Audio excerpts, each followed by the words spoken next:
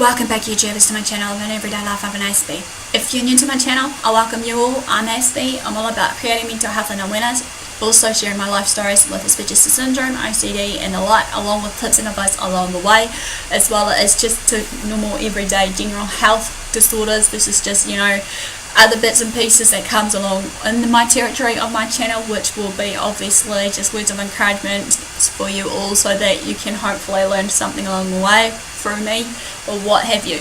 It's been brought to my attention, even though I'm going through this nitty-gritty topics, I'm gonna get a bit of maybe a bit of hate from this, but I feel in my heart that it needs to be addressed because obviously, especially for some of these disorders like narcissism versus psychopathic versus everything else that has been maybe illustrated on some people's channels, it hasn't been seen more often than enough because it's more prevalent today than ever before of some of the things like, domestic violence and that I'm against, as well as all these other things that goes with it in that territory.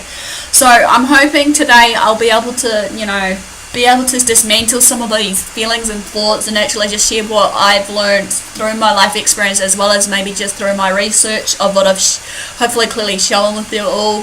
So hopefully you guys will understand where I'm coming from.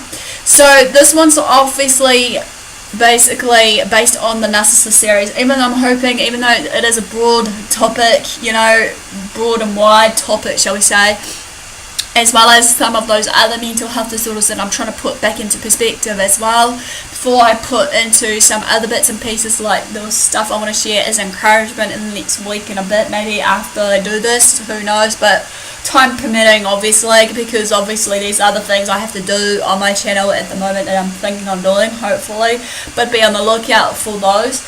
So, and also guys, basically what's happening right now is I'm going to try and see if I can do not that many of the narcissists, so it doesn't sound like I'm acting like a victim, obviously, but hopefully bear in mind though, I'm not acting like a victim, I'm just being a voice for you all who may have experienced something similar in your past, or even if you're still struggling with it to this day, with narcissism or a narcissist you're with or what have you. So I'm here to support you all and comfort you all regardless what it may be. I'm not here to judge obviously, so please bear with me. Respect my opinions obviously, and I'll respect yours. I want this to be a channel friendly channel. So therefore, let's begin this. So this one's all about empaths and narcissists. As I said before, it will break down into certain subtypes and types of narcissists as well. But let's begin this. As we know, basically, the question may be on our mind, why is it that empaths and narcissists are two diametrically opposed types of people that feel almost a magnetic pull towards each other, So you've got the north and south pole of the magnets. There has been many theories that has been,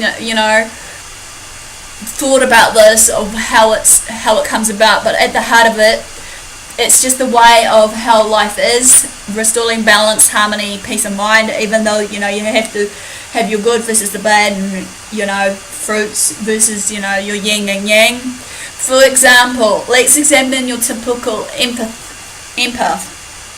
By nature, empaths are obviously the caring type people that care so deeply. They're really compassionate and they're so loving, and obviously they'll wear their heart on their sleeve and they'll do anything to keep everyone else happy. Obviously their purpose in life, however, as an empath is to support healing in others. Yet due to their intense sensitivity in their own self of how they feel towards, the auras or vibes that they get deep inside their spirit and soul, empaths obviously struggle to create healthy boundaries for themselves, giving in time to martyrdom, victimhood, co-dependency, and chronic illness, or shall we say chronic self-sacrifice. Okay, now let's examine your typical narcissist on the other hand. Due to various traumas, core wounds, and conditionings, narcissists hides behind an idealized self-image of themselves, which is expressed as being highly charming and attractive, yet deeply uncaring, indifferent, self-centered, and cruel. Put empaths and narcissists together, both come in contact with inverted reverse selves, and both are focused to learn, grow, and heal as a result of such an experience, although this doesn't always happen immediately, but through trial and error, however. However, this is important for empaths to realize that they can't never heal the narcissist in their lives in form of healing, must originate for themselves of the narcissist to heal themselves. There are 4 types of narcissists all empaths should look out for, or just anyone in general while you're in a relationship or what have you. So many articles out there do talk about protecting ourselves from narcissists. Unfortunately, this language promotes the disempowering notion that other people are out to get you, which in some cases they're not.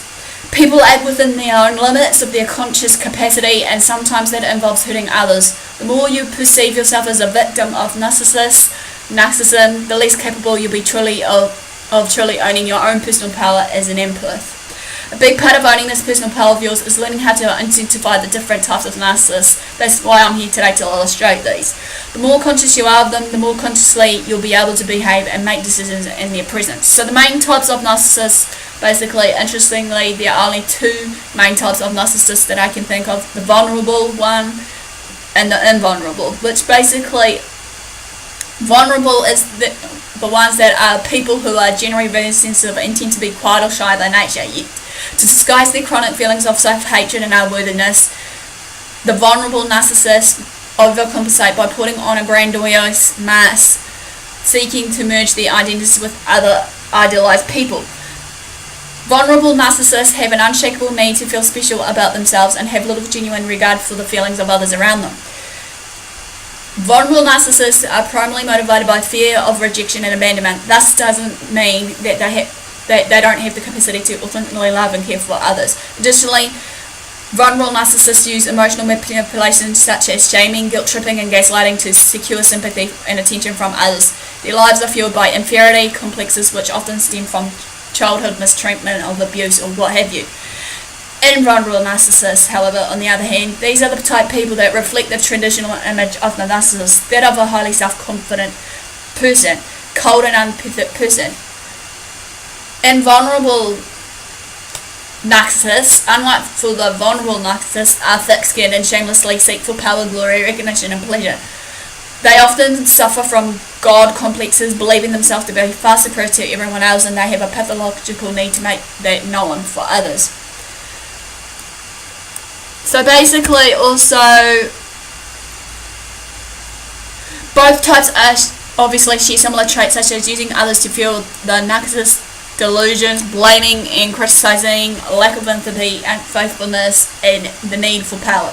So the subtypes below this, however, for the vulnerable and invulnerable narcissist personality types, this can be split down into the following unofficial subtypes, but be aware that many of these subtypes can overlap with each other. The amorous narcissist.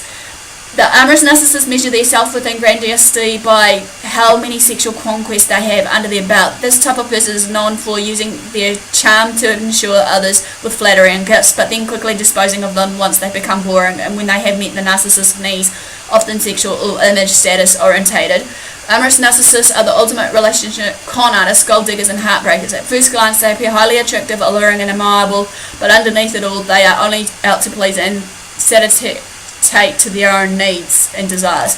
The compensatory narcissist is known for driven to compensate for past traumas. They love creating larger-than-life illusions for themselves or of themselves as well as their achievements in order to regain power and control over their lives. This type of narcissist usually hunts out emotionally vulnerable people who will serve as the audience to their fabricated stage acts. In reality, though, however, in this type of narcissist is extremely sensitive to criticism and will frequently look out for negative self-directed cues from others. Emotional abuse and manipulation is a common method of control used by this type of narcissist. The elitist narcissist. This breed of person does anything to climb to the top, to win and completely dominate others. These type narcissists are convinced that they are better than everyone else, often due to their achievements or backgrounds, or simply just due to the fact that they were born that way, and thus deserve special treatment. Their sense of entitlement bleeds into every area of their life, from work to the family environment. Harbouring a severely inflated self-image, these type narcissists are skilled self-promoters, braggers and one-uppers. They have a cutthroat need to be the best and prove themselves to be intellectually superior all the time and at all costs, regardless what the cost. The malignant narcissist, the last one. The behaviour of a malignant narcissist often overlaps with that of psychopaths and those with antisocial personality disorder. These type narcissists often have no regard or interest in moral, physical and moral behaviours and don't feel remorse any remorse for their own actions. This subgroup is characterized by an arrogant and inflated sense of self-worth that delights in outsmarting others. This type of narcissist often can be found in prisons, gangs, and drug rehabilitation centers, although they may manage to run afoul with law. Now you may be thinking, after hearing about these different flavors or subtypes of the narcissism, you might be thinking, what next? The most powerful thing for my tip and advice here is to regain your personal power as an empath in the face of narcissism, is learning how to respect your own needs, desires and boundaries. Often this will involve serving contact with just such people that actually makes you feel better. So this obviously ends a quick short overview of the empaths and narcissists. Hopefully you'll like this. Give me a like for a thumbs up for support, comment below, follow me on my social media sites, feel free to subscribe to my channel if you haven't done so. Feel free to share these videos around to family and friends. Don't forget to put the notification bell so you know that my new content will be uploaded. So in all further ado, guys, thanks for your support, thanks for watching. Until next time, do what you love, what you do. Until Aspie signing out. Ciao, family environment.